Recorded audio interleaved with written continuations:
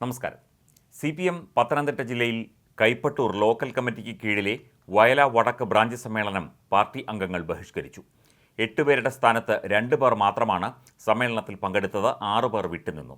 Branch സെക്രട്ടറിയും ഒരംഗവും മാത്രമാണ് എത്തിയത്. ബ്രാഞ്ച് സമ്മേളനങ്ങൾ ഒരാഴ്ച പിന്നിടുമ്പോൾ തന്നെ പലയിടത്തും വിഭാഗീയതയും ചേരിതിരിവും പാർട്ടിയിൽ മറനീക്കി പുറത്തുവരികയാണ്. ലോക്കൽ സമ്മേളന പ്രതിനിധികളായി 3 പേരെയാണ് നിർദ്ദേശിക്കേണ്ടത്. അതിനുള്ള ആളുപോലും ഇല്ലാത്ത അവസ്ഥയായിരുന്നു ബ്രാഞ്ചിൽ.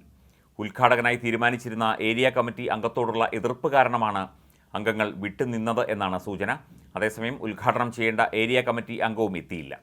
ഇതോടെ വള്ളിക്കോട് ലോക്കലിൻ്റെ ചുമതലയുള്ള ഏരിയ കമ്മിറ്റി അംഗമെത്തി സമ്മേളനം ഉദ്ഘാടനം ചെയ്യുകയായിരുന്നു. പത്തനംതിട്ട ജില്ലയിൽ മാത്രമല്ല, കണ്ണൂർ ജില്ലയിലും അതുപോലെ പാലക്കാട്, തൃശ്ശൂർ ജില്ലകളിലൊക്കെ തന്നെ ബ്രാഞ്ച് സമ്മേളനങ്ങളിൽ വലിയ വിഭാഗീയതയാണ് ഇപ്പോൾ മറനീക്കി പുറത്തുവരുന്നത്. CPM സംസ്ഥാന സെക്രട്ടറി MV ഗോവിന്ദൻ്റെ നാടായ മൊറാഴയിൽ ബ്രാഞ്ച് സമ്മേളനം മുടങ്ങുന്ന അവസ്ഥ വരെ എത്തി. തെരഞ്ഞെടുപ്പുമായി ബന്ധപ്പെട്ടും ഇപ്പോൾ ഉണ്ടായിക്കൊണ്ടിരിക്കുന്ന മുഖ്യമന്ത്രിയുടെ ഓഫീസ്, മുഖ്യമന്ത്രിയുടെ political secretary, ADGP Ajith Kumar തുടങ്ങിയവർക്കെതിരെയുണ്ടായ ആരോപണങ്ങളും മറ്റ് സംഭവങ്ങളും ഒക്കെ തന്നെ പല ബ്രാഞ്ച് സമ്മേളനങ്ങളിലും വലിയ ഒച്ചപ്പാടിനും ബഹളത്തിനും ഇടവയ്ക്കുന്നുണ്ട്. പരസ്യമായി പാർട്ടിയെയും പാർട്ടി സംവിധാനങ്ങളെയും ഒക്കെ തന്നെ വെല്ലുവിളിച്ചുകൊണ്ടാണ് ബ്രാഞ്ച് കമ്മിറ്റി അംഗങ്ങൾ സമ്മേളനങ്ങളിൽ പങ്കെടുക്കുന്നത് എന്നതും CPMന് വലിയ തലവേദനയാണ്.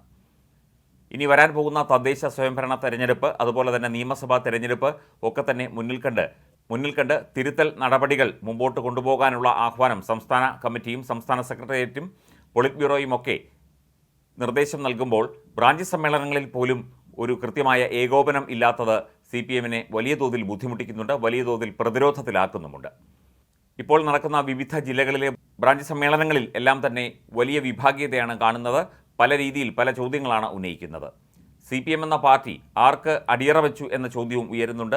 അതുപോലെ തന്നെ കൃത്യമായി പ്രവർത്തിക്കാതെ തെരഞ്ഞെടുപ്പിൽ വലിയ തോതിലുള്ള തിരിച്ചടി നേരിട്ടതും പല വ്യക്തികളുമായി ബന്ധപ്പെട്ടും പല നേതാക്കളുമായി ബന്ധപ്പെട്ടും ഒക്കെ തന്നെ ബ്രാഞ്ച് സമ്മേളനങ്ങളിൽ പരസ്പരം പോരടിക്കുകയാണ് അംഗങ്ങൾ. ഈ രീതിയിൽ ഇങ്ങനെ മുന്നോട്ട് പോയി കഴിഞ്ഞാൽ CPMൻ്റെ അവസ്ഥ വളരെ പരിതാപകരമാകും എന്ന് രാഷ്ട്രീയ നിരീക്ഷകർ വിലയിരുത്തുന്നുമുണ്ട്.